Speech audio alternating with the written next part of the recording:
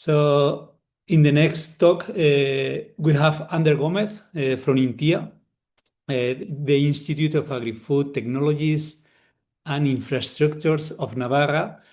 Ander is an agricultural engineer from this university and with a master in GIS and remote sensing. And he works on the research development projects department linked with agricultural innovation. So his experience included the application of digital technologies in another company also, variable rate fertilization, and on-farm experimentation. So, Ander, thank you for joining us for this seminar. The floor is yours, so you can share. And Sure. yeah, Hey, thank you, Miguel Ángel. Can you hear me? yeah, very good. Okay. And can you see my presentation right now? Yes, now, perfect. Is it? Okay, perfect.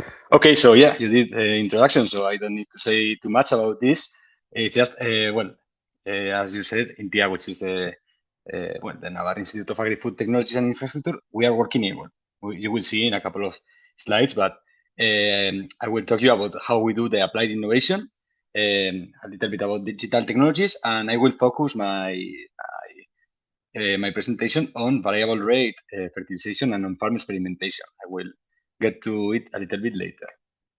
I will do it in two blocks. First, about INTIA itself and about how we do the applied research, and the second one will be the one that will go deeper in the fertilization. So for the first one, well, you say pretty much everything you can find here, but we are a public company.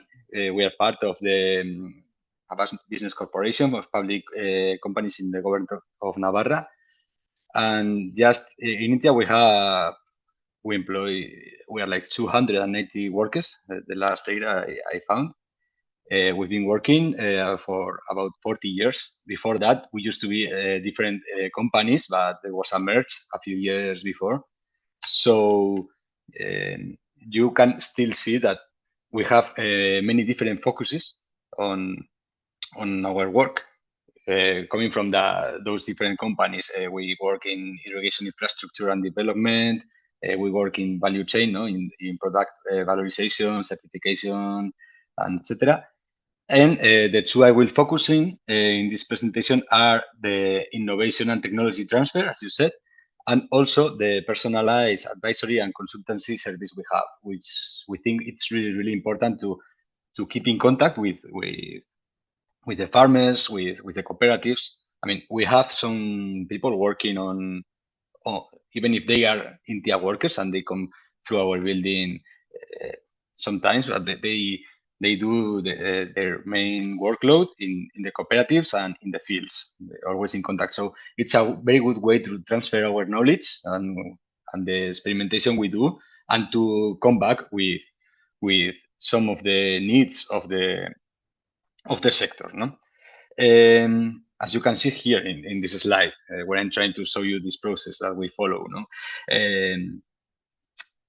Those advisors, they can tell us what the farmers are needing, what they are asking for, which troubles they are finding, and we can do some experimentation in one of our experimental farms or in collaboration with some farmers, as we will see in a few projects I will tell you.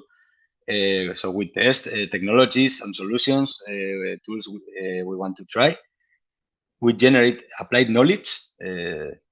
We try to keep on focus that we work in applied investigation. We are not working at a basic investigation level that will be more for a university or for maybe some technological center. We are working on applying existing technologies and testing how it works. So once we have tested it, we try to transfer that knowledge via the advisors and see if it fits the needs of the sector. If it does, okay. If it doesn't, we always can get some feedback and continue working in that cycle. So yeah, now that you know how we work in INTIA, I will show you just a couple of examples of digital solutions we have been trying. Just before going, as I told you, deeper into the precision farming. For example, this one, the early warning station. This is a service that Intia developed a few years ago that can monitor pests and diseases for crops and also for livestock, and try always to stay ahead of potential problems that they may cause to the farms. We have, as you can see in that box in the right, more than 50 crops monitored, more than 150 pests and diseases, and a grid of traps and observation points all around Navarra that, together with automatic weather stations, can create alerts for the farmers and for the cooperatives. I mean, if we detect that maybe a pest is starting to appear, or that the weather conditions are maybe they be prone to create some, I mean, to the spread of some disease, they can get an automatic alert with recommendation and strategies to try to find to fight against it. So that's a way to arrive to reach many farmers just with some digital solution. And another example that I wanted to show you, just to show that we are not only working on agriculture, we are working with livestock as well, is this digitalization example in silvopastoral management. It's these virtual fencing collars that you can see in the slide for extensive livestock. It's a GPS collar that cows, sheep, and goats, and maybe in the future also for horses, can wear. It's connected, well, as I told you, with GPS and connected to a smartphone via a mobile network. And it allows you to define virtual boundaries, eliminating the needs of using physical fences. So that's really interesting for extensive livestock, for the livestock that is grazing sometimes in the mountains, in the fields, because you can direct them to where you want them to be grazing.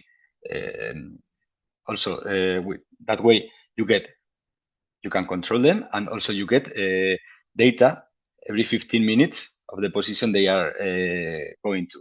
So you can process that information, and you can get grazing heat maps to find the best places for them, occupation patterns, and that way you can distribute your livestock better. You can across your plot, you can distribute them better, but you can use them as well as a tool to reduce the fuel accumulation in the mountains.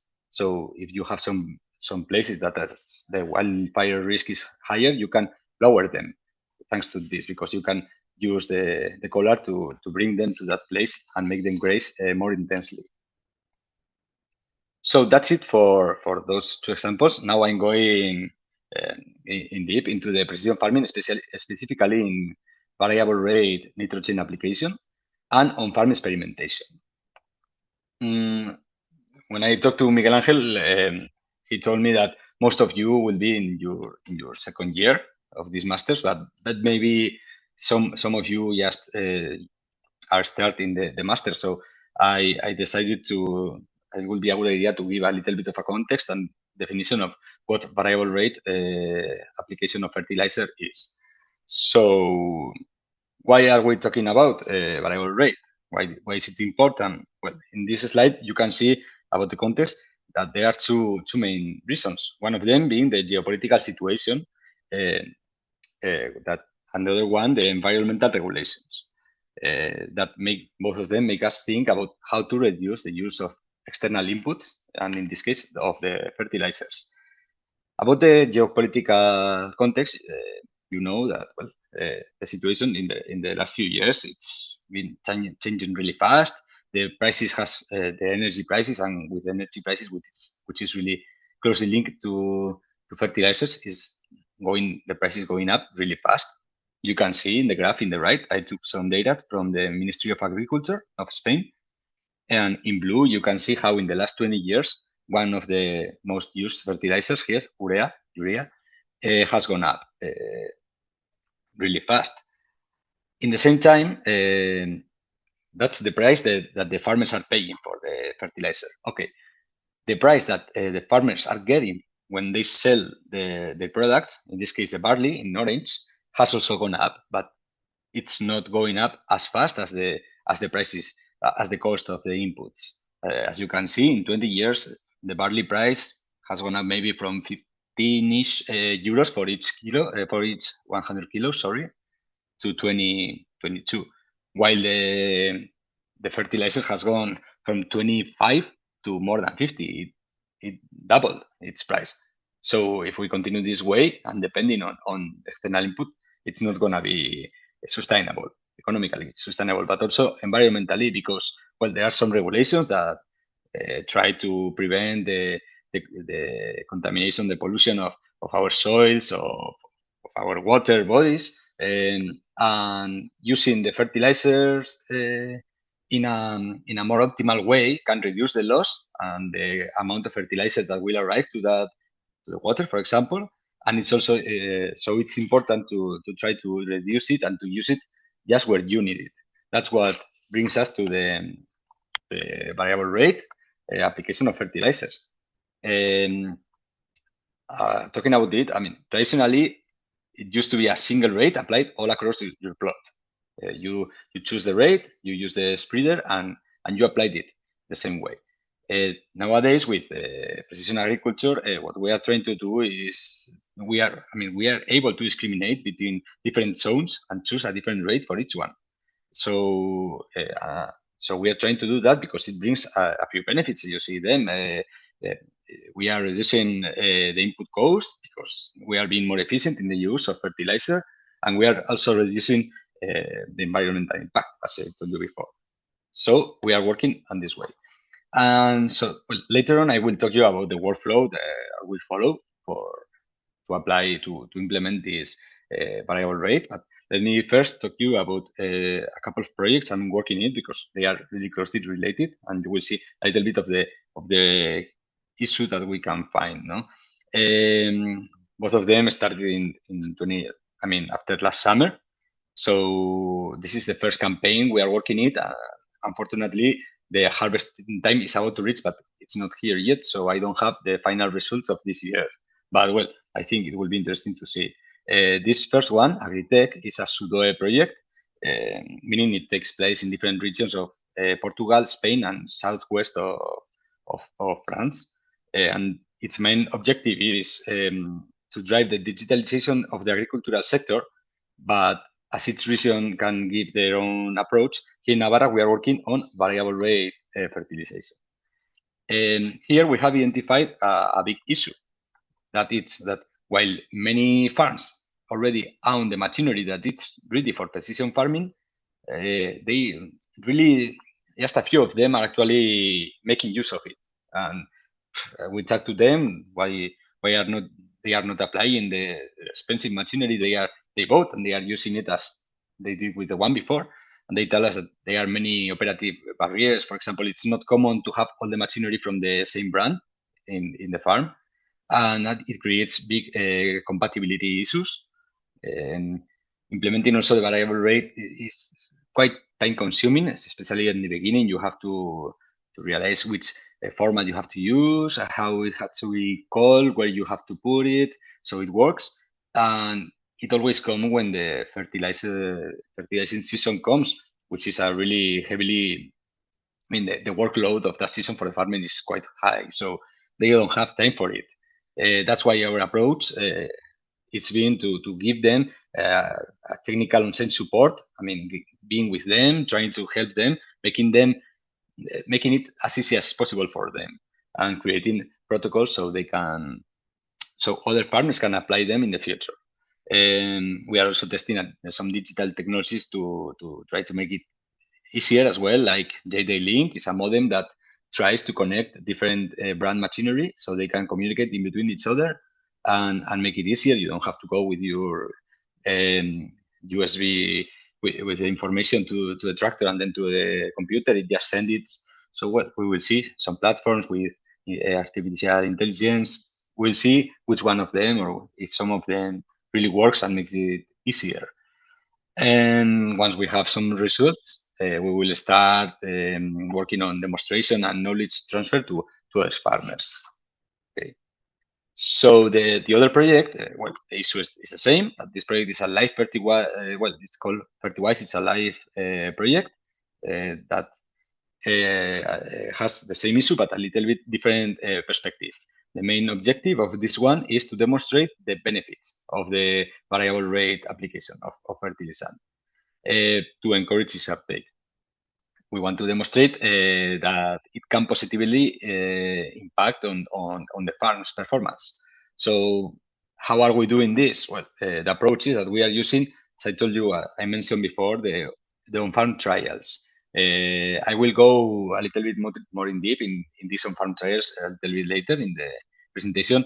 But yeah, it's a way to test if the different rates we are choosing, they can impact. How can they impact? Sorry, in different zones, in different yield zones. So it's quite an interesting approach. So we are working during these 4 years of project on it, trying to find the best way to do it, the best design, and to assess if the results are good enough. And then we are trying as well to develop a new tool for Satiboom platform. So in the future, farmers and technicians can use it for free to design and run their own on-farm experimentation trials. Satiboom, I will talk you a little bit more. You will see because we are using it a lot. It's a free-to-use web app developed by the government. Well, the government of one of the regions of Spain, of Castilla y León, and you will see that we use it quite a lot. But yeah, the tool we are developing will be working in this platform. So that was about the projects. Now I will take a look about each step of the implementation of variable rate nitrogen application. First, what you need to do is to manage the intraplot variability. That meaning that we need to create a map with different zones with similar production potential in between them. No? You can discriminate different zones. For that, we need some input data. This data can come from various sources. It could be NDVI imagery from satellite, from drones. We could use previous yield maps, no, from previous campaigns, soil analysis, and which is really important, the farmers' knowledge because I mean they are the ones who really know their plots. They know which parts are the best, which other ones are worse. They can validate our result that the ones we produce in our office, but we always need to ask them and see if what we are doing fits the reality of the field. In our case, we are using the first one, the satellite NDVI imagery from Sentinel, and we are using it again from using Satiboom platform. Satiboom allows you to select imagery from the last 5 campaigns, as you can see there in each color in the graph. In the middle, you have one campaign with it shows the NDVI. Here in this example, I choose one date, 19th of March, and it gives you the preview of the NDVI for that time of the year, a few days before or after, for the last 5 campaigns. That preview in the 5 images that you can find below, it's great because thanks to it, you can select the best images to create the different zones and avoid the ones that wouldn't work. For example, look at the one in the right from the last year. You can see in the right corner that it's orange or reddish, meaning that the NDVI was really low. Does it mean that that's a bad part of the field? Well, no. We asked the farmer, and he said that there were some construction works going on in the nearby, and the machinery for the construction was going through that way. So that explains it. That image is not good for us for creating the zonification. But the one in the middle, for example, really it shows quite good the variability of the plot. So I will choose that one and some other images from other years. And Satiboom will take the ones I choose and create this one, creating the average that can be used for variable rate. As you see, you can imagine that the green part is the one that has the more potential for more yield potential, and the red one is the lowest. So, okay, now that we have created a map with the zoning, we need to create a prescription map for our fertilizer spreader. I mean, one map that will tell the machine what rate to apply in each zone. So the first step here has to be to select the base fertilizer rate for the prescription map. I mean, that will be pretty much the rate that you will apply if you were not using variable rate. What we do here is to create a nutrient balance. We are using again Sativum for this step, and to create this balance to know the needs of the crops, the fertilizer needs of the crops. We take in account things such as previous crop, what was the yield of the previous year, what did we do with the residues, if we till the soil, which is going to be the new crop, and which is our objective in terms of yield. So once you do that, it will say you, okay, your crops will need that amount of fertilizer. So now we need to choose a strategy and assign different rates. I mean, create some variations of this base rate to different zones of the plot. And how we do it, it depends on the strategy that the farmer chooses. He may be willing, for example, to maximize the yield, or maybe he wants to reduce the input use, or optimize the inversion, or maybe he has to respect some environmental restriction. So depending on that, we will choose. Maybe if we put the highest rate in the most demanding zone, or maybe we put the highest rate in the less one. It depends. Each farmer will tell, but yeah, we need to know what they know about their farm, because you think that it would make sense to put a really high dose of fertilizer in a zone that maybe it's limited because of, I don't know, the lack of water. Well, it may not be the most efficient choice, no? Okay, so once we have the prescription map, we have an optional step here, which is the on-farm experimentation I told you. It's about, on-farm experimentation, it's a really useful tool to evaluate the impact of the variable rate application, because it consists of an experiment under real farm conditions, so it's more representative than maybe small plot trials. It's also quite interesting to say that it's farmer-driven research. I mean, you have to work with farmers in the real plots, so it makes it a perfect tool for knowledge transfer, and also to involve them in their work, because they are experimentators with you.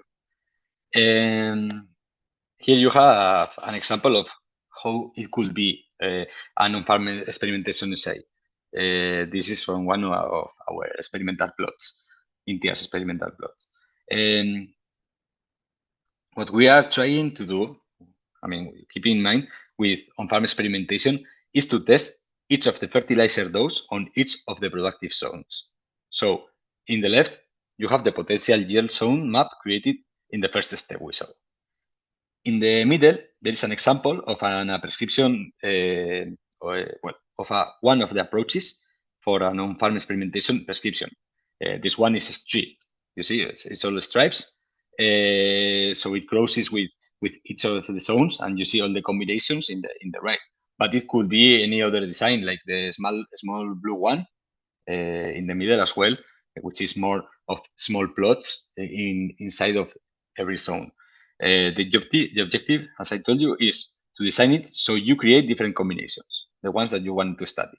And then you will study it with the harvesting monitor that we will see later. Okay, so once you have your prescription map, it doesn't matter if it has an on-farm experimentation design or not. Here, the ones you see, it does have it, but it could be just with the normal prescription map. It's time to bring it to your fertilizer spreader and apply it into your plot. It's one thing that I have to tell is that the prescription map and the resulting application map are generally not the same. In a perfect condition, it will be just the same, but that's not how the field works. No? So because there might be many issues at this point. First, we may have a lack of interoperability problem. It may happen that the prescription map cannot be charged in our onboard computer, or it's not in the correct format. It doesn't have the correct name. It's not in the correct folder.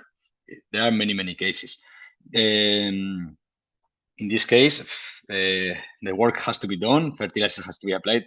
The most probable outcome will be that the farmer will apply a single rate, and we wouldn't have an application map or at all. Well, that's the worst case scenario. If we can charge it, we can still find some trouble with the configuration of the onboard computer. Well, I don't know here in the right if you can see where I'm pointing, but well, pretty much in the center of the plot, you will see a big green patch that in the other side, in our prescription map in the left, says that it should be a medium dose. It's in orange. No? We prescribe it as a medium dose, but a configuration mistake made us apply only the highest dose. We were fortunately we were in the tractor with the farmer, and we realized the mistake that was going on, and we could fix it before having all the plot not following. I mean, having fertilizing not following our prescription map. But I think this shows how important it is to be always with the farmer, to be together with them and learn one from each other, because maybe he didn't know how our map was. We did, and he knew how the console was working, so we could fix it. But still, if everything is working good, you need to know that the design of the prescription map matters. I mean, not all the prescription maps are doable, but the fertilizer spreader. So you need to know how the matching works, how big it is, how wide it works, and design your prescription map taking that in account. Okay. Once you have fertilized your plot, the last step is the one that is coming here, maybe in a couple of weeks or maybe 3 or 4 weeks, which is the harvest. In this step, as I told you, well, we don't have the results yet, so this one is from a previous year before we were doing the on-farm experimentation. But we are already working on it. So when the harvest comes this year, we are ready. The harvester, what it does is to record the yield in pretty much every second. So you can see those lines of points, and each one will record the yield that it's getting at the moment, creating a shape file that can be used maybe in the future to create a new yield zone map, or to assess if the on-farm experimentation that we did was working correctly. I mean, you can always cross those points with the on-farm design, extract the points that correspond to each of the combinations, and then make a statistical analysis to see how it works, and if maybe you realize that the highest dose was the best every time, or maybe you realize that if you take in account the cost of the fertilizer, maybe the medium dose was better in the medium productive zone, or maybe it was better in the higher zone as well. So that's what we are going to study for the next few years. And you may realize that there are some points missing on this map. That's not how the harvester works. I mean, the harvester creates a full grid of points, but we developed a script to work as a filter to dismiss all the points that we are not going to be using, maybe because they are too close to the border of the plot, or because the data didn't make sense. Sometimes it says that it's really high or really low, or well, we took in account some different aspects and create that script to filter them, and those are the points that we could be using for assessing how it works. So yeah, I will just finish going back to the beginning and remarking how, well, as you see, in India we are applying innovation. How we see in India the applied innovation as a way of identifying the latest technologies to validate them under real farm conditions and transfer them through our technical advisors in direct contact with the farmers. And okay, we always have their feedback to continue in a cycle of improvement. So yeah, that was all. Here is my email address. Feel free to contact me if you want to know further or to know something else. And I think we have some time for questions. So yeah, feel free to ask me any questions. Thank you for listening.